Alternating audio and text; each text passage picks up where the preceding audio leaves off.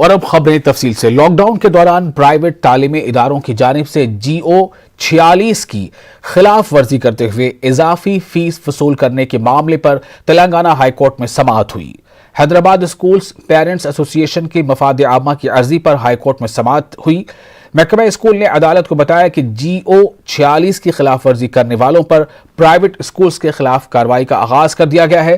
खिलाफ वर्जी करने वाले इदारों को शो कॉज नोटिस जारी कर दिया गया है। महकमा तालीम ने अदालत को बताया कि 4 हफ्तों में कार्रवाई मुकम्मल की जाएगी। साथ ही अदालत को बताया गया कि CBSE और ICSE पर कार्रवाई तेलंगाना हुकूमत के इख्तियार में नहीं है। हैदराबाद में करीब 15 महीने बाद MMTS ट्रेनें ट्रैक पर दोबारा दौड़ेंगी। साउथ सेंट्रल रेलवे के मुताबिक 23 जून से MMTS ट्रेन खिदमात बहाल होंगी। कोरोना की वबा के दौरान गुज़िश्ता साल 23 मार्च से MMTS खिदमात बंद कर दी गई थी। इब्तदा में 10 ट्रेनें चलाई जाएंगी, इसके बाद इनकी तादाद में इजाफा किया जाएगा। वाज़ेह है कि रियासत में लॉकडाउन मुकम्मल तौर पर खत्म करने के बाद साउथ सेंट्रल रेलवे ने फैसला किया है। MMTS से रोजाना तकरीबन 1,60,000 अफराद सफर करते हैं। साउथ सेंट्रल रेलवे ने मुसाफिरीन से कोरोना कवायद की पाबंदी करने की ख्वाहिश की है और कहा है कि वो मास्क लाजमी लगाएं और सैनिटाइजर का इस्तेमाल करें। तेलुगु रियासत की तकसीम के बाद भी आंध्र प्रदेश और तेलंगाना के दरमियान पानी का तनाज़ा जारी है। आंध्र प्रदेश हुकूमत की जानिब से दरिया कृष्णा का पानी रोकने पर तेलंगाना के वजीर V प्रशांत रेड्डी ने शदीद बरहमी का इजहार किया।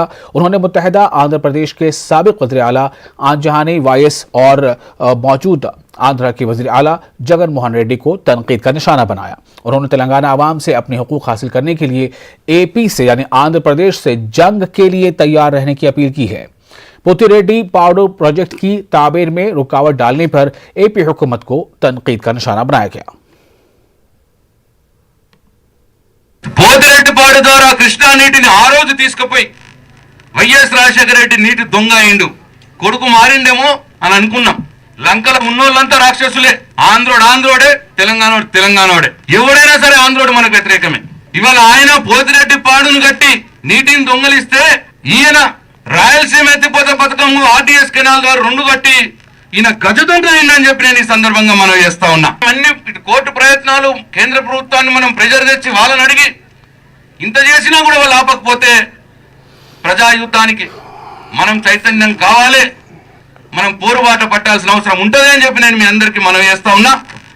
ఆ ఉద్యమానికి ఆపకపోతే మాత్రం యుద్ధం చేయడానికి తెలంగాణ సమాజం సిద్ధంగా ఉన్నది అని చెప్పి ఈ సందర్భంగా నేను వైఎస్ జగన్మోహన్ రెడ్డికి ఈ వేదిక మీద నుంచి నేను డిమాండ్ చేస్తా ఉన్నా. రాయలసీమ ప్రాజెక్టును అడ్డుకుంటాం, వాళ్ళు ఎత్తేస్తే పొలెత్తుల మీద వేస్తాం. तेलंगाना के वज़ीर आला के चंद्रशेखर राव ने जिला यादाद्री भोंगीर में एक रैली से खिताब किया। उन्होंने विसला अमररी ग्राम सभा इजलास से खिताब किया और उन्होंने कहा कि विसला अमररी को गोल्डन विलेज बनाने के लिए आवाम से ताउन तलब किया जाएगा। गांव में कम्युनिटी हॉल तामीर करने का ऐलान किया। गांव की तरक्की के लिए मुख्तलिफ कमेटियों को तश्कील देने पर जोर दिया। ग्राम निधि, विलेज डेवलपमेंट कमेटी, श्रम दान कमेटी, सफाई और पीने के पानी के लिए कमेटी, ज़राई कमेटी तश्कील देने की हिदायत दी। इससे पहले वज़ीर आला KCR ने गांव के बाशिंदों के साथ दोपहर का खाना खाया। मंदिर में खुसूसी पूजा भी की।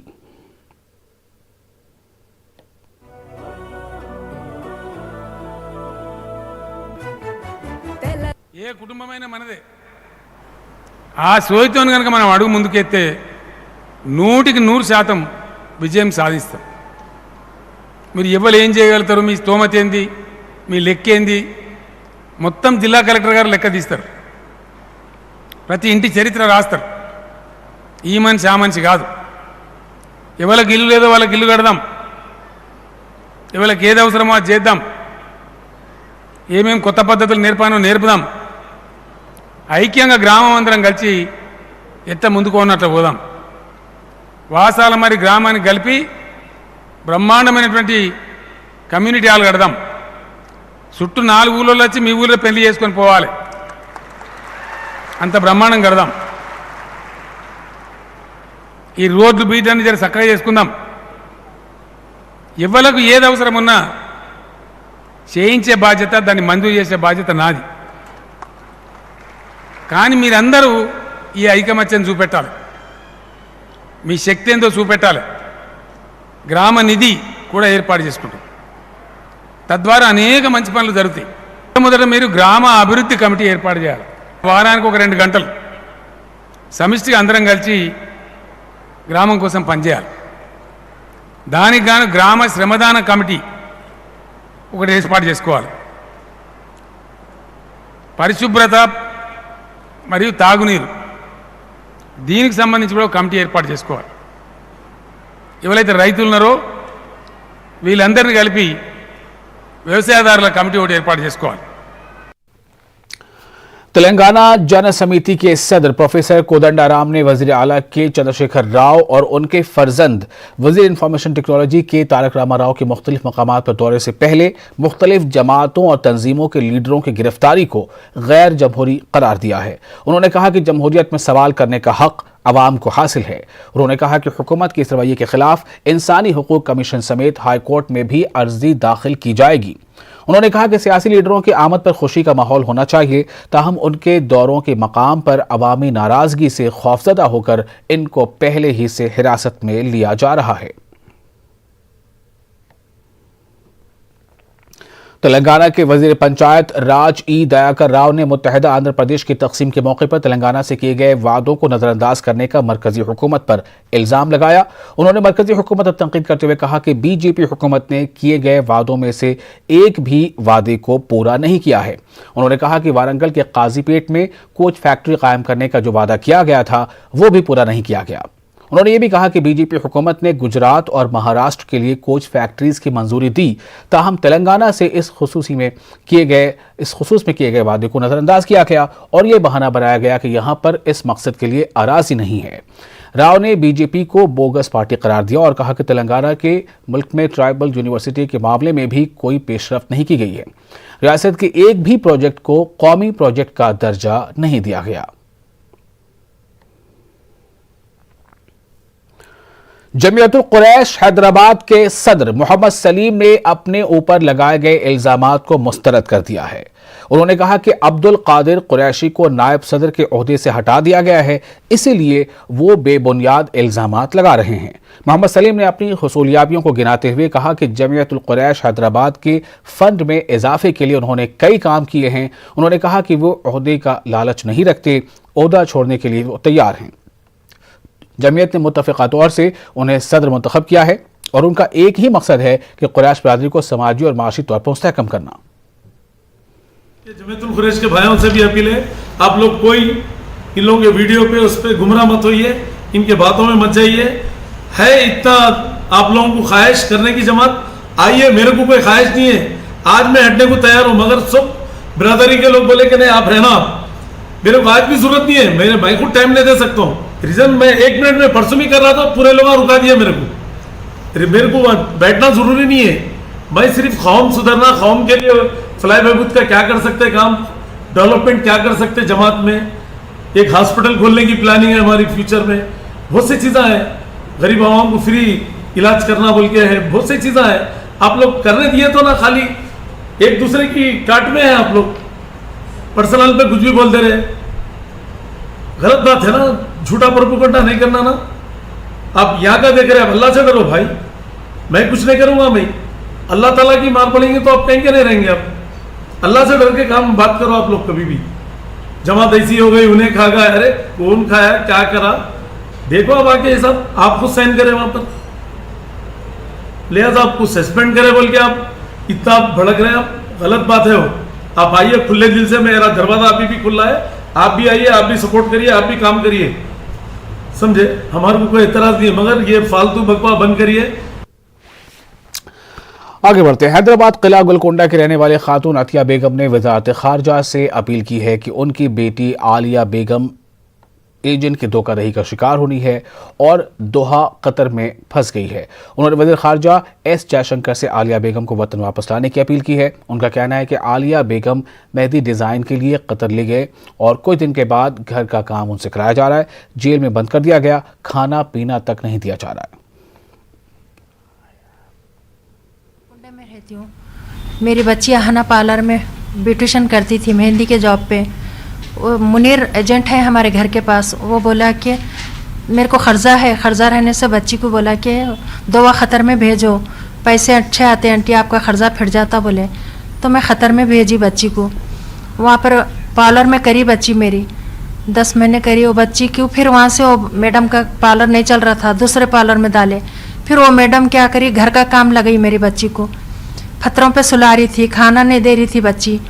फिर वो बच्ची रोने लगी तो और एक जने ले लिए होटल में काम करने के लिए। वो बच्ची बहुत परेशान है। गवर्नमेंट से मैं अपील करना चाह रही हूँ कि मेरी बच्ची को जल्द से जल्द निकाल लो, बहुत परेशान है मेरी बच्ची। कोशिश करी थी, ऐसा सता रहे तो उसको पकड़ के 6 महीने जेल में डाल दिए बच्ची को। फिर वही मैडम छुड़ा के फिर जैसे सतारी टॉर्चर कर रही मेरी बच्ची को। बच्ची 2 साल 6 महीने हो गया। आलिया नाम है मेरी बच्ची का। बच्ची बहुत छोटी है, परेशान है वहाँ पर मेरी बच्ची। मेरी बच्ची को जल्द से जल्द निकाल लो साहब अब लगा। हैदराबाद में कोरोना टीकाकारी का प्रोग्राम जारी है। पुराने शहर चामीनार के करीब एक फंक्शन हॉल में कोरोना टीकाकारी का प्रोग्राम मुनक्किद किया गया। मुल्क भर में आज से 18 साल से ज्यादा अफराद को हुकूमत की जानिब से मुफ्त टीका लगाया जा रहा है। हुकूमत की जानिब से टीकाकारी के लिए अच्छे इंतजामात किए गए हैं।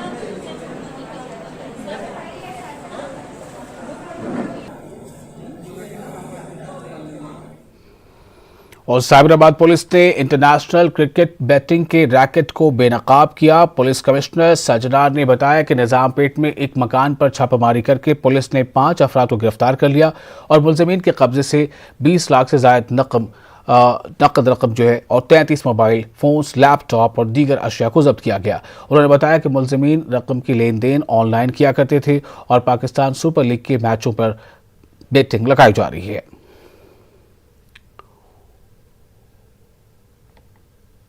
జాయింట్ ఆపరేషన్లో ఒక క్రికెట్ బెట్టింగ్ గ్యాంగ్ని పట్టుకోవడం జరిగింది.